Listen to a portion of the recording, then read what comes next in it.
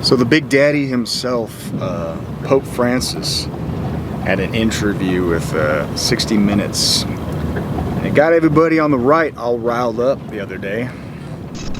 I think the thing that really got under most people's skin was, well, of course, not only the discussion of immigration and especially on the Texas southern border of the United States.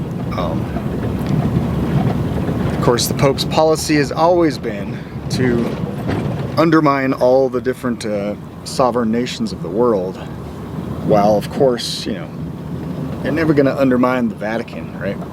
The smallest little nation state monarchy in the world.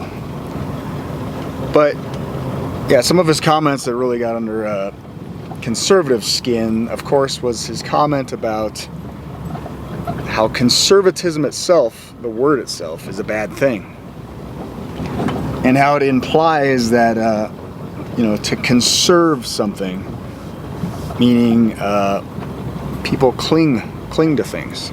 You see, he also got done talking about how all ideologies are bad and how all dogma is bad. And yeah, so his comment on conservatism, I just thought about, like the next time I hear somebody lecture me on conservationism, right? Protecting the planet at all costs, no matter your rights, right? Yeah, I'm gonna use that because conservationism implies that you're trying to conserve the environment, right? You're trying to save the environment, not just completely openly rape and pillage the planet. In any case, yeah, it's really ironic, it's real doublethink too if you think about it, because the Vatican this man represents the oldest globalist institution on Earth, which is the most dogmatic institution on Earth. It clung to power for over 1,000 years, right? In Europe, greedily clinging to power at all cost and persecuting anybody who threatened that power, right? Including burning Bibles and quote-unquote heretics who simply wanted to print the Word of God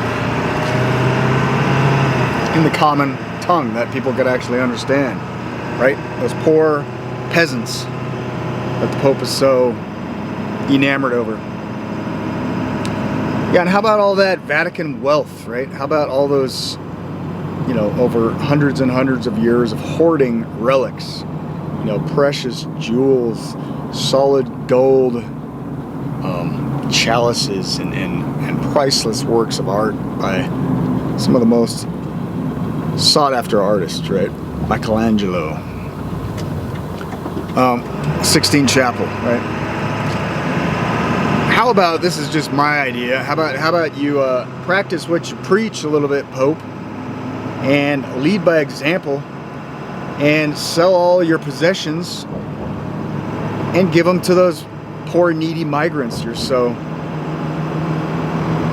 such a bleeding heart over, right? So compassionate about those poor little migrants.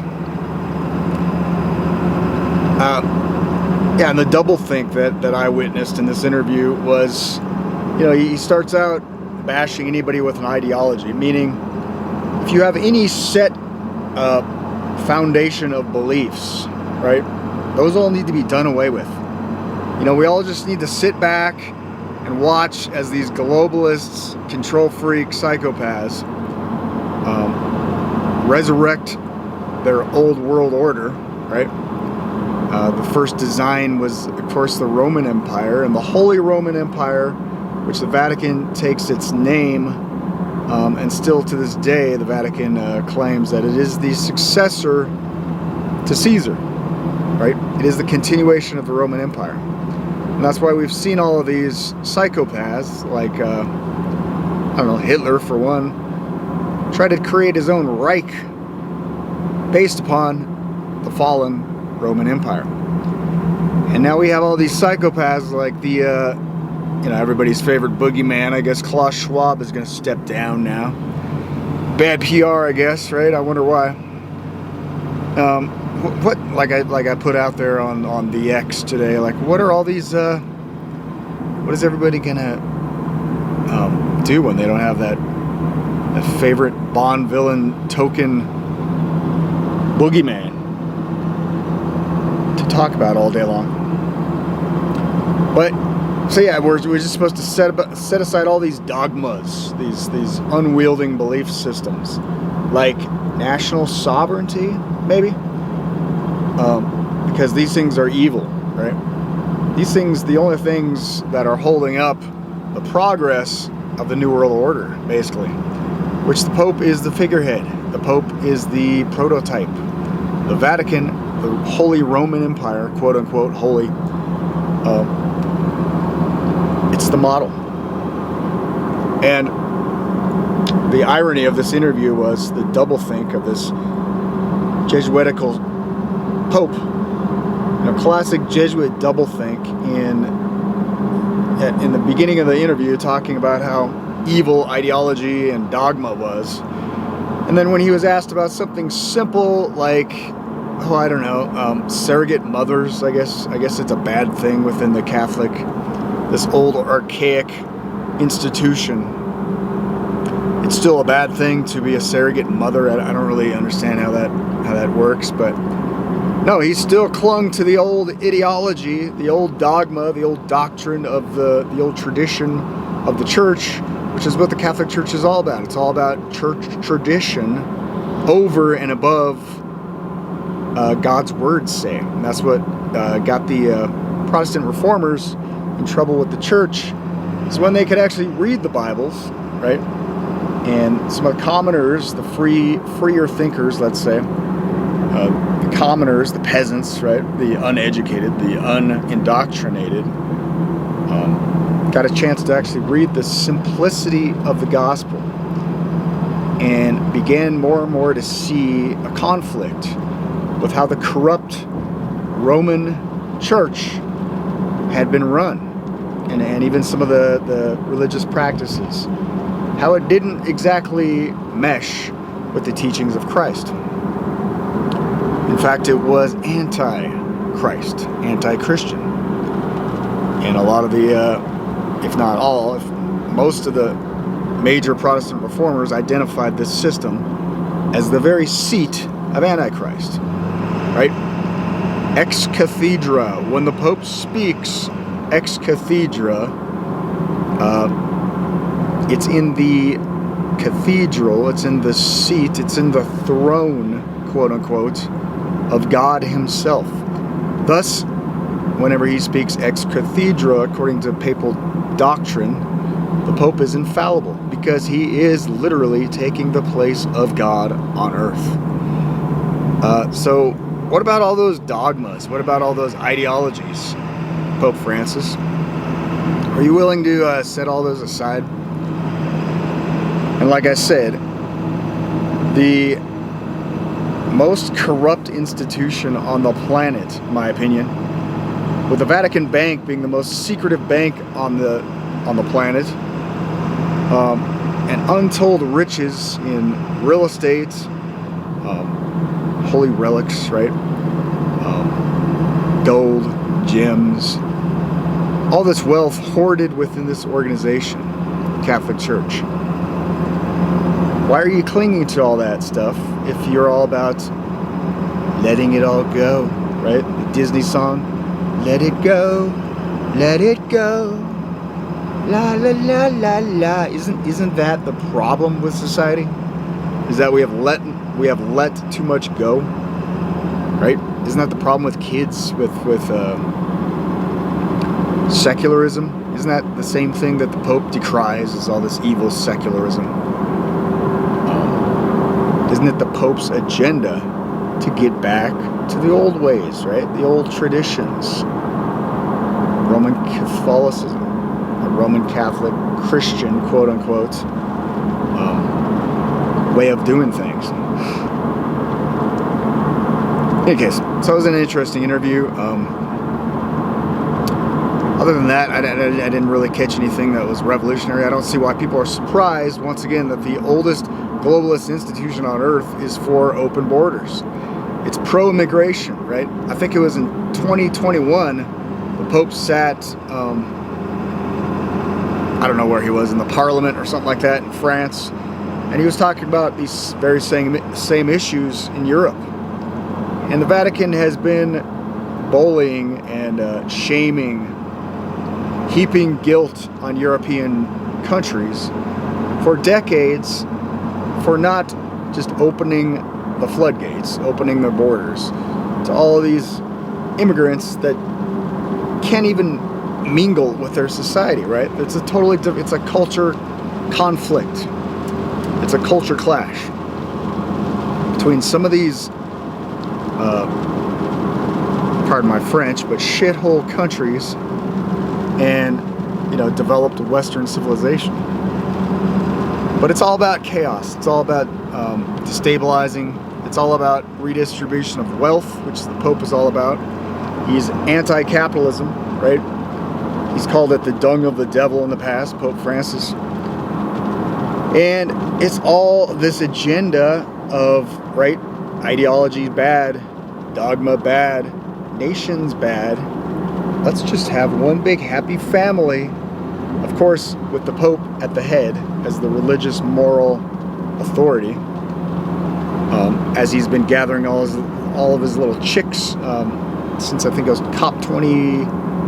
Well, he's been up to this for a long time now with his Vatican II Ecumenical Council. The Pope is all about. It's all about this. It's all about how Rome has always operated or functioned. It'll do anything for power, right?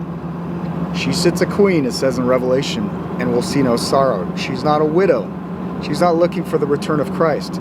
She thinks she is the ruler of this world, and she will do anything. The mother of harlots, Babylon, Mystery Babylon. Mother of harlots, harlotry, unfaithful, right? It's supposed to be the pure, spotless bride of Christ. And she is the apostate, fallen church system who has made all of the kings of the earth drunken with the wine of the wrath for fornication, it says. Because she's all about power. She's not about truth. She's not about faithfulness to Christ, even though she hides behind the banner of Christ, right? Claiming to be the one true church, which she is anything but. But she is willing to sell out any principle if it means more earthly power. That's how this system has always functioned, and that's why she is considered Mystery Babylon, the mother of harlots. And so, she'll take in all religions, all faiths. That's what I said about this COP26, I think it was, where the Pope got together all the different faith leaders of the world. And, it's all about the environment, though, right? That's all conservationism. That bad word again. And it's all under this, they'll fabricate any kind of deception, any kind of false pretense in order to, once again, centralize more power unto themselves. And we're all just supposed to be shamed into this idea that we can't judge, bro. We can't have any ideologies. We can't be these stiff-necked conservatives, because that's, what do they call it? Suicide. So if you cling to your, what is it that says in the Bible? The dragon was wroth with the woman.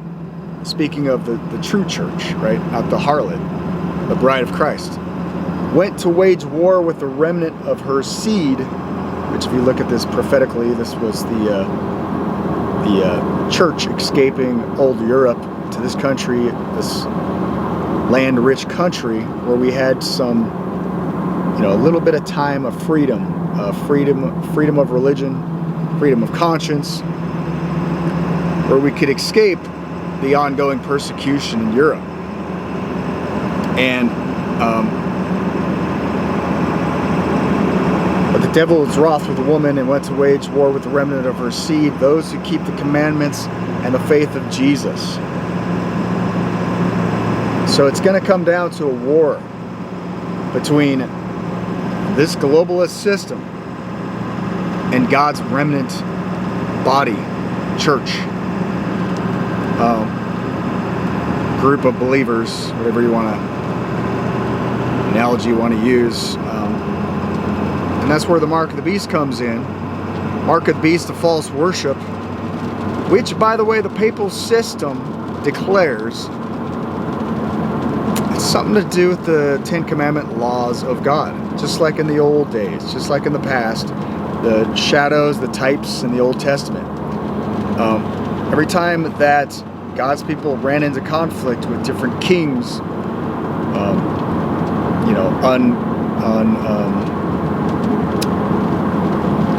what do they call them? Heretical kings, pagan kings.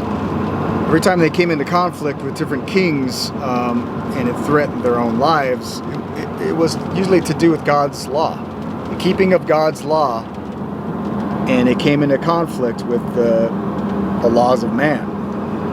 So you have like the prototype of the mark of the beast in Revelation is the image that Nebuchadnezzar erected, solid gold. He tried to make the bold statement that despite the prophet of God claiming that his kingdom, out of all the different kingdoms of the earth that would follow, was just the head of this figure, Nebuchadnezzar tried to make the pompous claim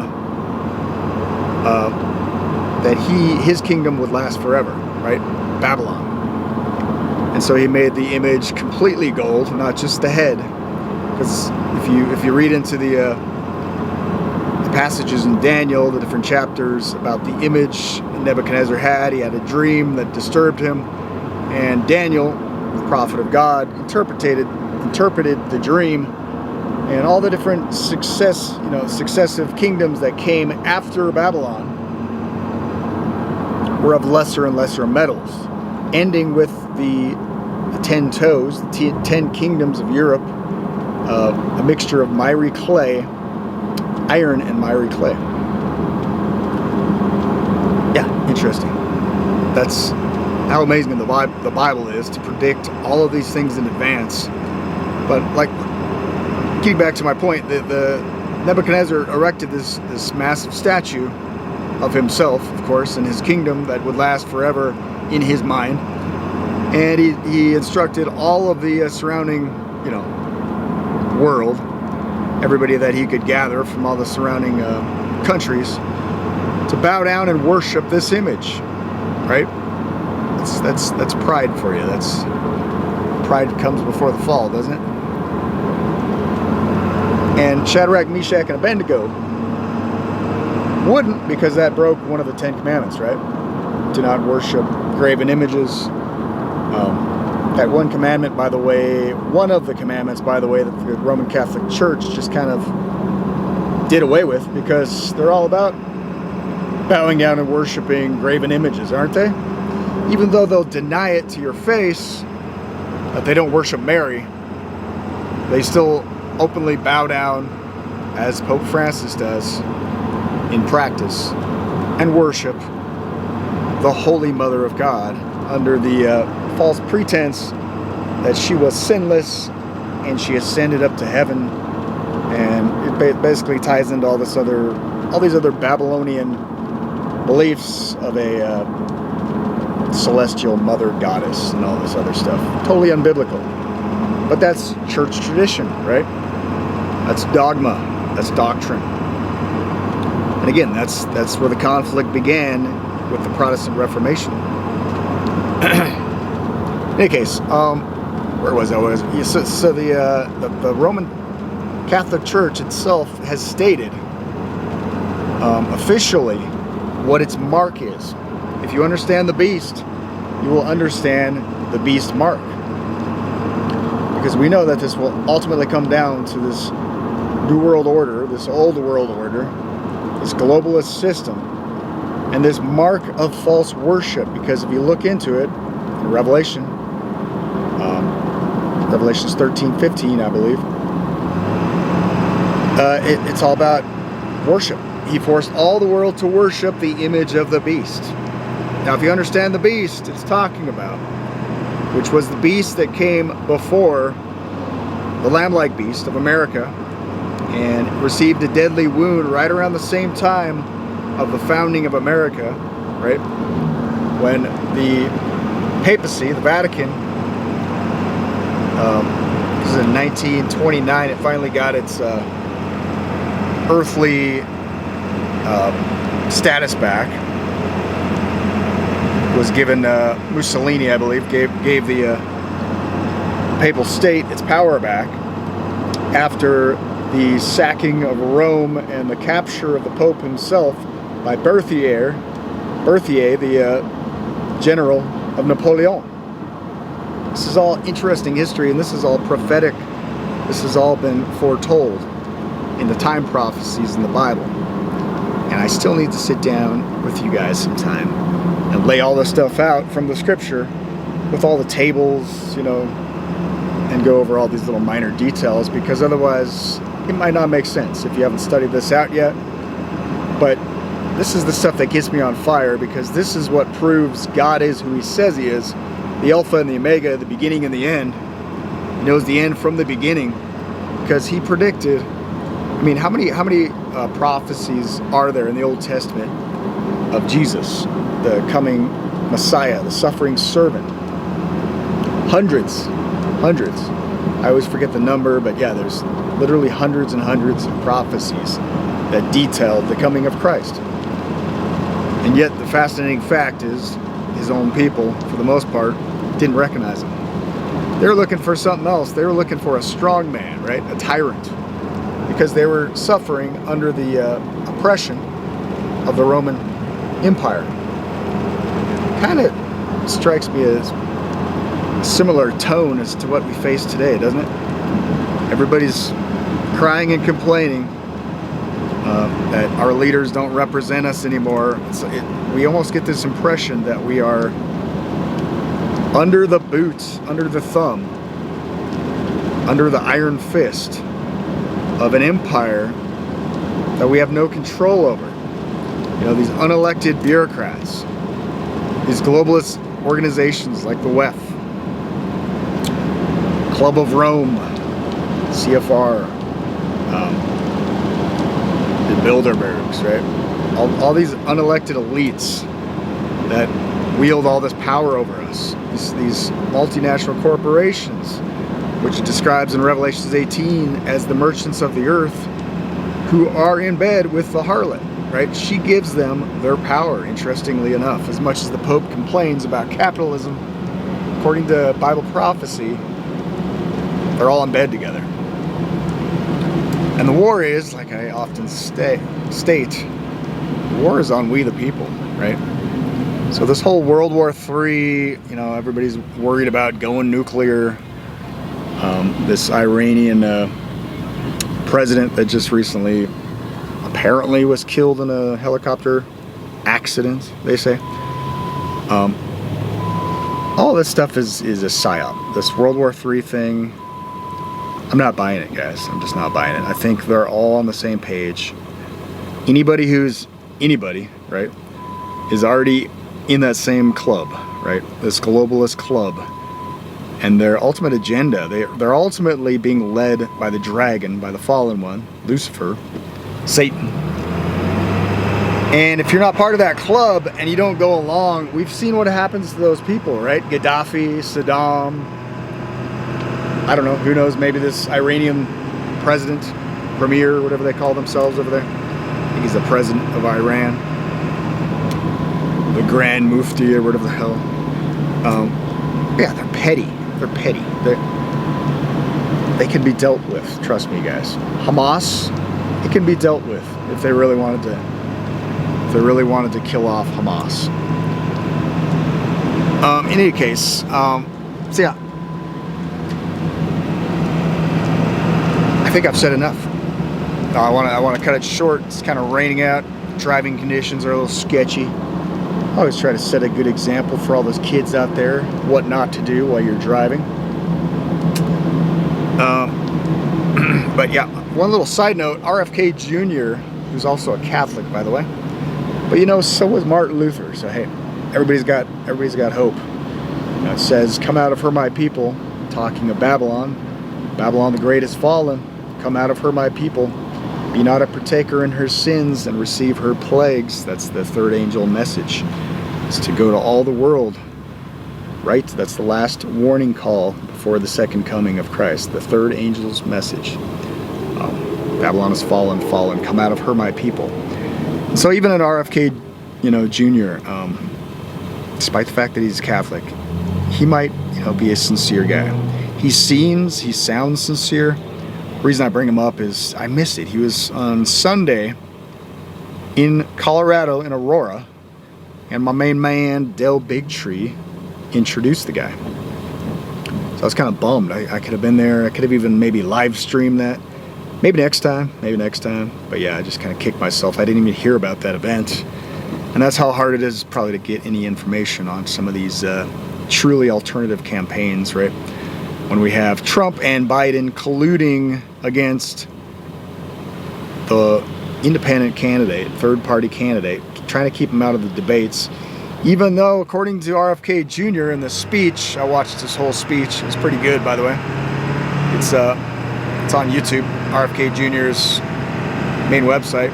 I'm not sure how it's still up there after that Dale Bigtree speech, that medical misinfo, but we'll see.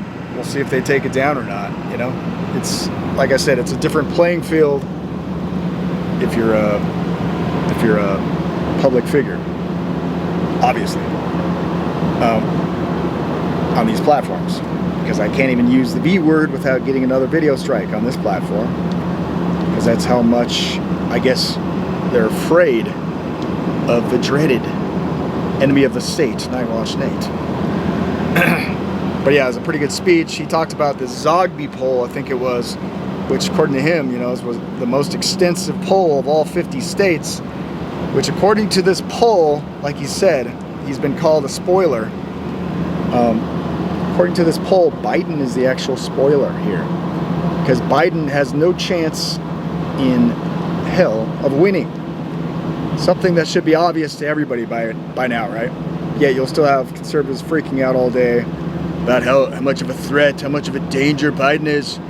If Trump doesn't win the election, America's over. World War III time, guys. All this fear-mongering, and he even brings that up. I thought it was a pretty good point in his speech about how they have to constantly, these demagogues, like he likes to call them, Trump or Biden has to constantly use fear, because both of them are the most unpopular candidates that we've ever been presented with for presidency. Yet, despite all that, they have to sow fear, because, their main sales pitch is vote for me to avoid the other guy you're so terrified of, right? And despite this, like RFK Jr. brings up in this speech, the fake news media, the controlled left-right paradigm gatekeepers like CNN, which is going to host the first debate, that's still trying to stall and keep out RFK Jr. Desperately. I think that's where this whole brain worm,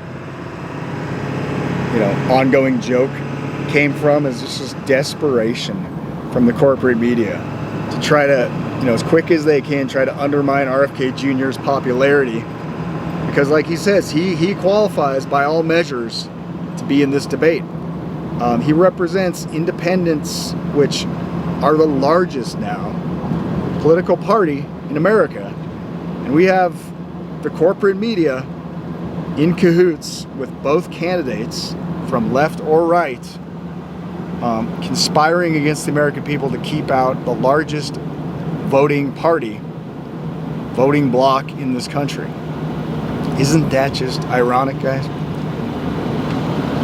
It's so controlled, it just makes you sick. Makes me sick, anyway. And yes, RFK Jr. isn't perfect. I've heard some crazy stuff from this guy about Israel, claiming that, they're not committing any genocide over there. I don't get some of those statements. His abortion statements sound a little extreme. I'm all for states' rights in the issue. That's the same position that Ron Paul took. And I guess it just depends on which state you're in, right? Whether it's Republican or Democrat. whether or not you like that idea, right? But anyway, I'm here, I'm getting tires today, guys, so I'll finally get rid of all this noise, or at least most of it. You know, you can't get rid of the engine noise on these big diesels, but finally get rid of all that road noise while I'm driving down the highway. So next time audio should be squeaky clean, guys. I'm finally getting some nicer tires on this big truck. Big old tires right here. If I don't run into their tire display right here, that'll be good. But yeah, so I'm here. Thanks everybody for watching. God bless. Appreciate all the support out there over the years. You guys are good people. The few, the proud, the night watchers. And just thanks for everything.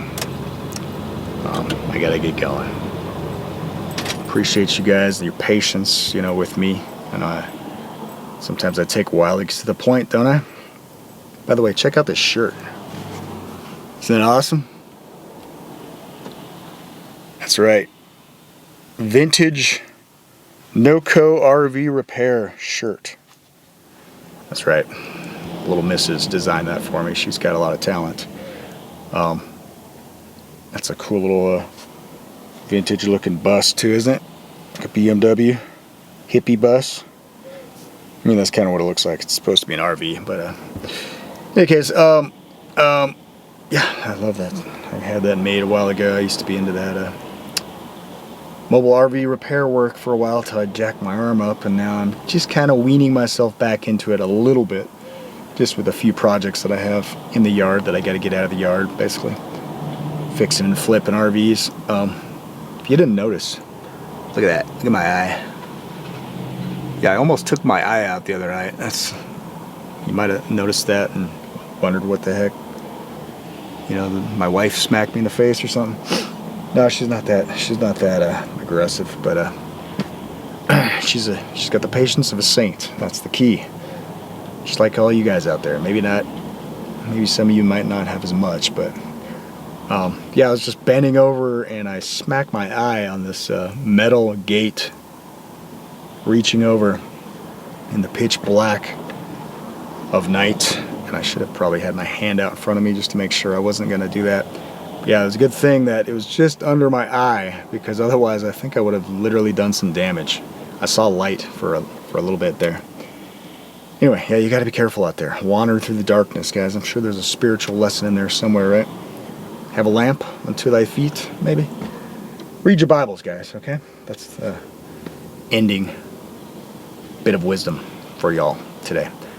Thanks again for watching. This is Nightwatch N8. God bless everybody. Till next time, signing out.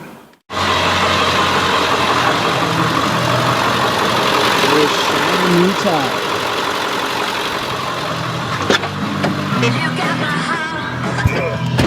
I got a pizza to go. And I'm done. Crazy Carl's pizza. Oh, tasty. Yeah. Some loud, obnoxious music. Let's go.